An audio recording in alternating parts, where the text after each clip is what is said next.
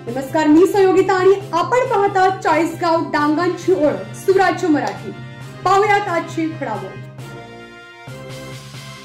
मंगळवार दिनांक 22 मे 2025 रोजी राजूर ग्रामपंचायत कार्यालयावर आत्मदहन व कोविडच्या साथी संदर्भात अनेकांची भाषणे झाली व पंचायत समितीचे अधिकारी यांनी आंदोलनकर्ते यांनी दिलेल्या मुद्द्यावर 40 दिवसात चौकशी करून पुढील कारवाई करण्याची हमी दिली। त्यानंतर राजूर ग्रामपंचायतमध्ये लोकनियुक्त सरपंच पुष्पाताई निगडे व ग्रामपंचायतमधील सर्व सदस्य व इतर ग्रामस्थ ग्रामपंचायत कार्यालयात बसले असताना आंदोलनकर्ते यांनी लोकनियुक्त सरपंच यांच्या कार्यालयात येऊन डिझेल अंगावर ओतून स्वतःसोबत इतरांनाही जीवे मारण्याचा खेळ खेळला। तर राजूर पोलीस स्टेशनचे अधिकारी व सहकारी यांनी कुठलीही कारवाई न करता गप्प का आणि आंदोलन संपल्यानंतर ग्रामपंचायत कार्यालयामध्ये पोलीस प्रशासन असताना देखील डिझेलच्या बाटल्या कशा येतात असा प्रश्न अनेक नागरिकांना व ग्रामपंचायत कर्मचारी सदस्य व लोकनियुक्त सरपंच यांच्यासमोर उभा राहिला आहे। संतोष मुतडक यांनी आंदोलनाचा इशारा दिला होता। त्यांनी ग्रामपंचायत बरखास्त करत ग्रामपंचायत भ्रष्टाचार विरुद्ध त्यांनी जे आंदोलन आज इथं केलं होतं त्या आंदोलनात त्यांनी आत्मदहन करण्याचा इशारा दिला होता।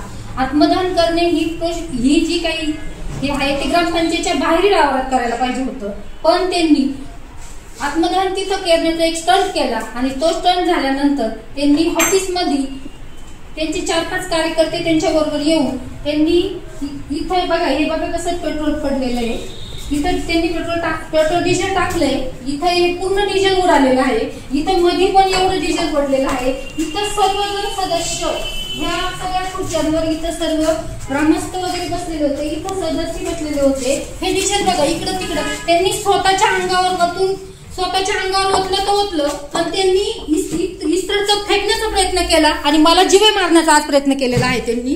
तर हे बघा तुम्ही, ह्या खुर्च्या बघा, ह्या खुर्च्या, ह्या बॉटल, ह्या काड्या पेटी बघा, इथं काडी पेटी पण आहे।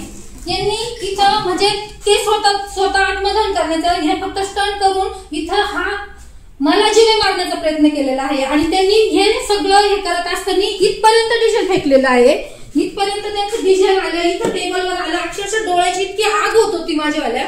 आणि त्यांनी ते डिझेल ओतल्यानंतर सुद्धा पोलीस प्रशासनाने कुठले दरवाजावर लावून घेतले त्यांनी आणि पूर्ण अशी बॉटल त्यांच्या हाताने अशी पूर्ण फिरवत होते। ते सगळेजण इथं इतके घाबरून गेलेले होते आणि स्वतः बचाव करण्यासाठी ह्या दरवाजाची कडी ते उघडण्याचा बाकीचे सदस्य प्रयत्न करत होते, पण त्यांनी स्वतः इकडं फेकलं। अक्षय देशमुखनी संतोष मुतडकच्या अंगावरती 2 बाटल्या डिझेल ओतलं आणि ते डिझेल इथं ज्वलनशील पदार्थ आणताना जर आत्मदहनाचा इशारा देतो आंदोलन करता, तर पोलीस प्रशासनाने त्याचं आंदोलन बाहेर केले असताना त्यांनी आतमध्ये ज्वलनशील पदार्थ आणले कसे, याला सर्वस्वी पोलीस प्रशासन जबाबदार।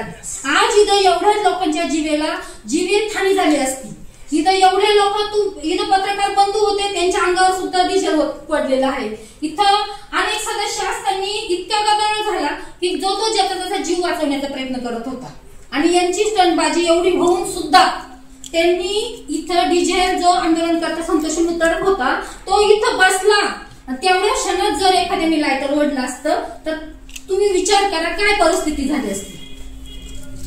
याला जबाबदार केवळ आणि केवळ पोलीस प्रशासन आहे। हे सगळं ठरून झालेलं आहे। आंदोलन करते जर आंदोलन बाहेर करताय आणि मध्ये येऊन जर मला जीवे मारण्याचा प्रयत्न करताय तर याच्यात नक्कीच हातखंड या सगळ्या लोकांचा आहे आणि यांनी मला इथं संतोष मुतडक यांनी एक आदिवासी सरपंच म्हणून जी माझी बदनामी केलेली आहे, कुठलेही ठोस पुरावे यांच्याकडे नसताना फक्त भ्रष्टाचार भ्रष्टाचार भ्रष्टाचार।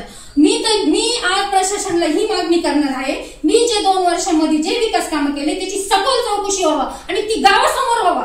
आपण याच्या आधी 2000 ते 2021 पर्यंत ज्यांनी ग्रामपंचायतीमध्ये जे पद भोगलेले आहे त्यांची पण भ्रष्टाचाराची चौकशी करण्यासाठी मी स्वतः उपोषणाला बसणार आहे। पाहूया सविस्तर बातमीपत्र सुराज्य मराठीसाठी सचिन मुतडक, राजूर, अहिल्यानगर। आपल्या सुराज्य मराठीच्या YouTube चॅनलला सबस्क्राइब करायला विसरू नका।